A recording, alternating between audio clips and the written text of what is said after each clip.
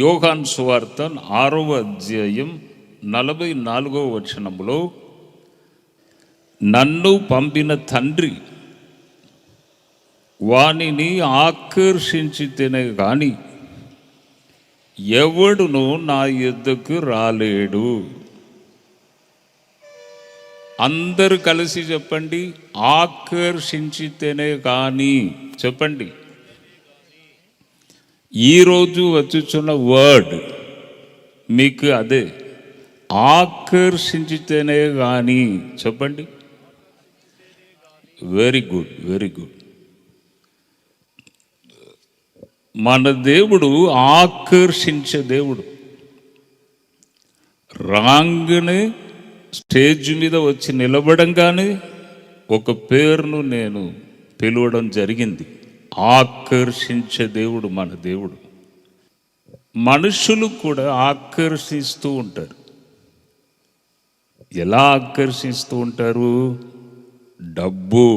డబ్బును చూపించి మనుషులు కూడా ఆకర్షిస్తారు. కొందరు మంచి మేకప్ వేసుకుంటారు, బాగా మేకప్ వేసుకొని బాగా ఆకర్షణగా ఉంటారు. కొందరు మంచి డ్రెస్ వేసుకొని, మంచి రిచ్గా డ్రెస్ వేసుకొని ఆకర్షణగా ఉంటారు కొందరు. అంటే మనుషులు కూడా ఆకర్షిస్తారు, కానీ దేవుడు ఆకర్షణ అయితే అది వ్యత్యాసముగా ఉంటుందండి, వ్యత్యాసంగా ఉంటుంది. దేవుడు ప్రజలను ఆకర్షించుచున్నాడు. అవును, బైబిల్ గ్రంథంలో దేవుడు అనేకులను తన వైపు ఆకర్షించాడు. దేవుడు ఒక వ్యక్తిని ఎలా ఆకర్షిస్తాడు తెలుసా? తన మాటచే, తన స్వరముచే, తన మాటల ద్వారా దేవుడు ఏం చేస్తాడు? ప్రజలను ఆకర్షిస్తూ ఉంటారు. ఒక ప్రశ్న మీరు అడగవచ్చు, మనుషులు కూడా మంచిగా మాటలచే ఆకర్షిస్తారు కదా, మనుషులు కూడా మంచి టాకింగ్ పవర్తో మాట్లాడుతూ ఉంటారు కదా. దేవునికి నరులకు వ్యత్యాసం ఏమిటి? దేవుడు సదాకాలము నివసించువాడు, నరుడు అలా కాదు. కొన్ని దినములు మాటలచే ఆకర్షిస్తాడు, కొన్ని నెలలు, కొన్ని సంవత్సరాలు, అందే. దేవుడు అలా కాదు, యుగ యుగములు. దేవుడు ఏమంటున్నాడు? I am the first, I am the last. నేను మొదటి వాడను, నేను కడబట్టి వాడను. నేను అల్ఫా, నేను ఒమేగా, నేను ఆది, నేను అంతము. అంటే ఫస్ట్ నేనే, లాస్ట్ నేనే. నరుడు అలా కాదు, కొంతకాలమే. శాశ్వతముగా నరుడు బ్రతకడు.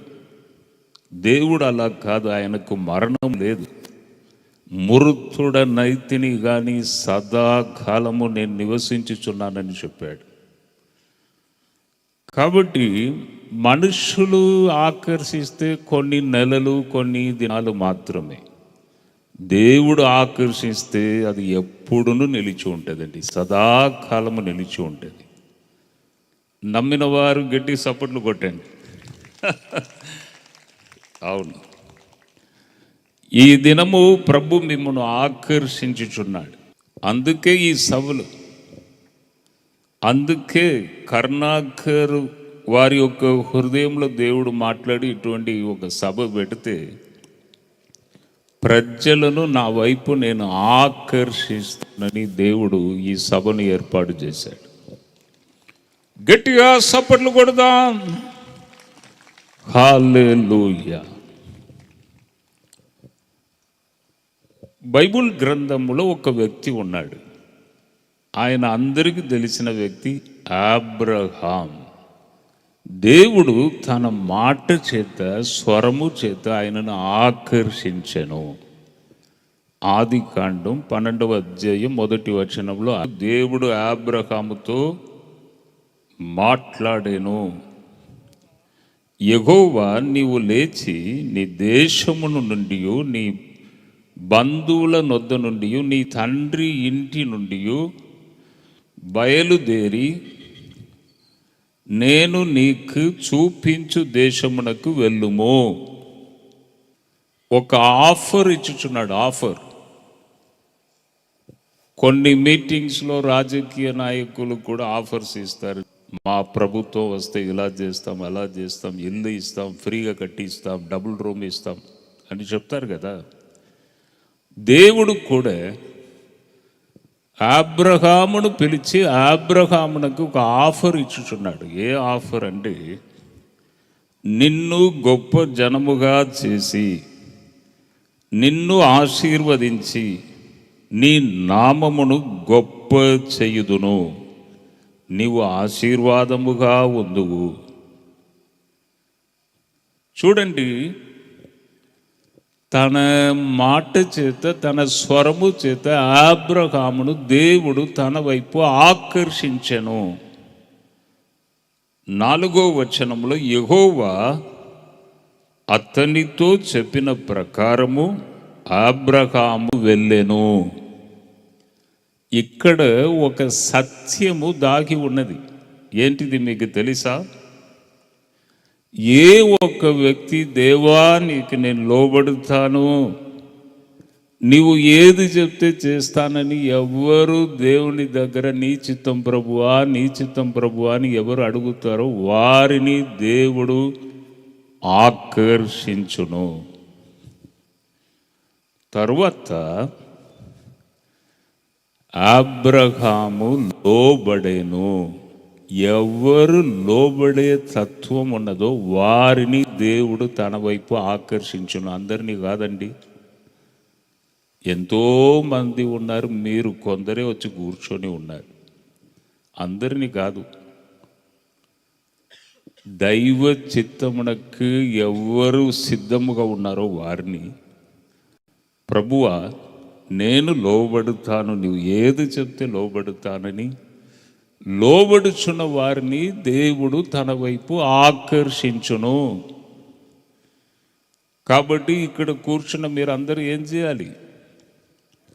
ప్రభువా నీ మాటకు నేను లోబడుతాను అని చెప్పాలి.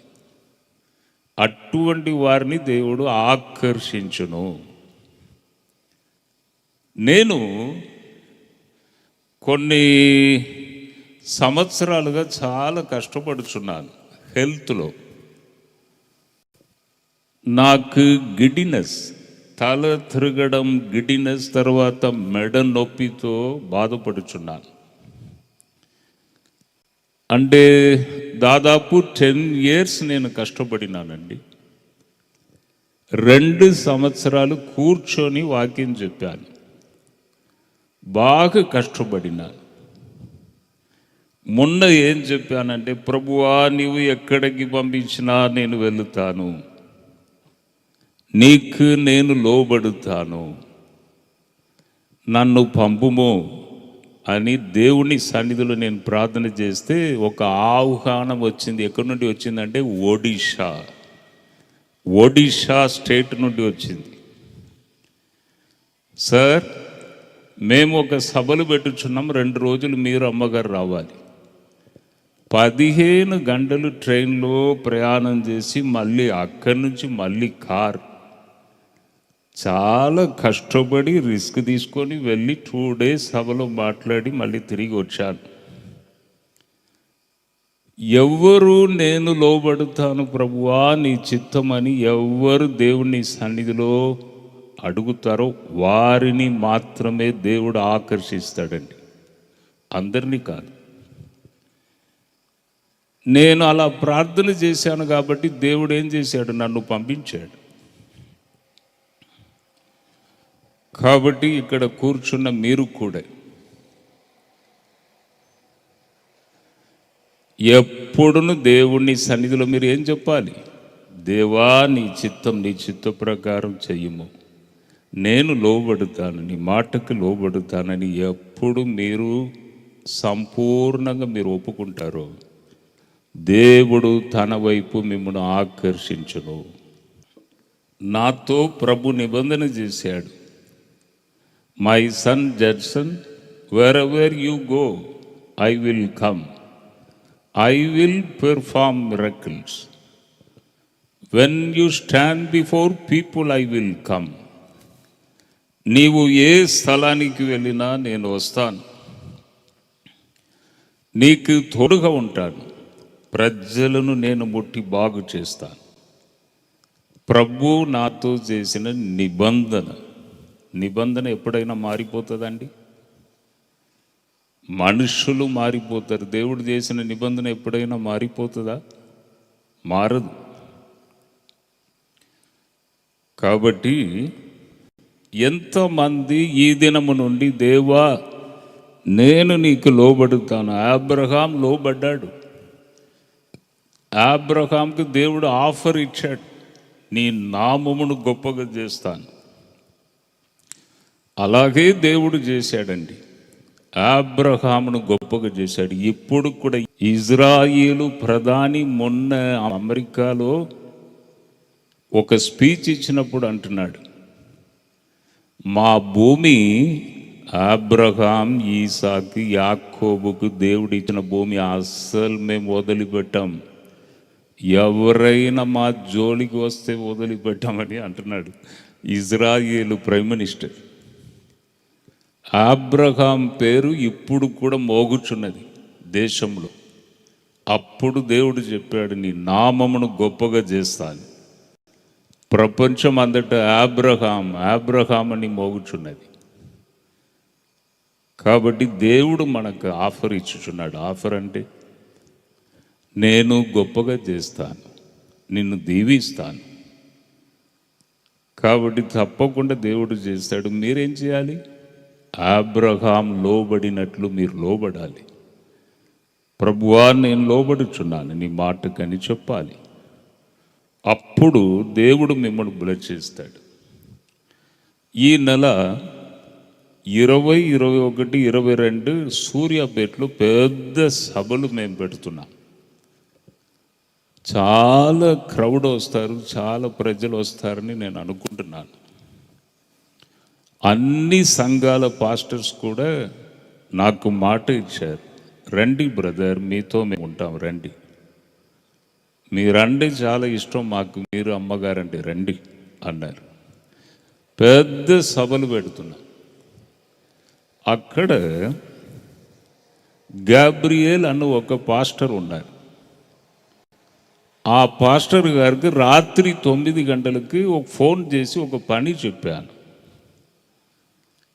కొందరిని నాతో మాట్లాడుటకు అవకాశం ఇవ్వండి అక్కడ ఉన్న సేవకులను అని నేను చెప్పాను. ఆయన ఏం చేశాడు తెలుసా? రాత్రియే వెళ్ళి ఒక్కొక్కరిని నిద్రపోకుండా అందరినీ లేపి, జడ్సన్ గారు మాట్లాడాలంట మీతో చెప్పి, రాత్రి 10 గంటల వరకు 11 గంటల వరకు నన్ను నిద్రపోనీయలేదు, వారిని నిద్రపోనీయలేదు.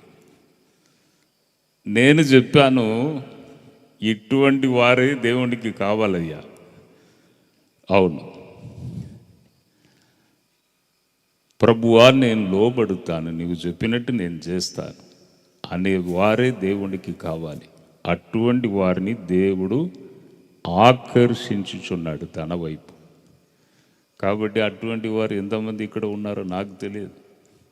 సాధించేవారు, దేవుడు ఒక మాట చెప్తే వెళ్ళి తెగించుకొని చేసేవారు, సాధించుటకు శక్తి గలవారు, అటువంటి వారు దేవునికి చాలా అవసరం. అటువంటి వారు ఇక్కడ ఎవరైనా ఉన్నట్లయితే, ఎందుకు దేవుడు ఈ వాక్యంని మాట్లాడుచున్నారు, ఎందుకు ఈ మాటలు మీకు వచ్చుచున్నాయో నాకు తెలియదు. అటువంటి వారు ఇక్కడ ఉన్నారు, ఏమో రోషం గలవారు. అటువంటి వారి మీద దేవుణ్ణి పవర్ దిగొస్తుందండి ఈరోజు. అనాయింటింగ్, శక్తి పైనుండి దిగి వస్తుందండి మీ మీద. ఒక స్పెషల్ డే, ఈ దినం ఒక స్పెషల్ డే.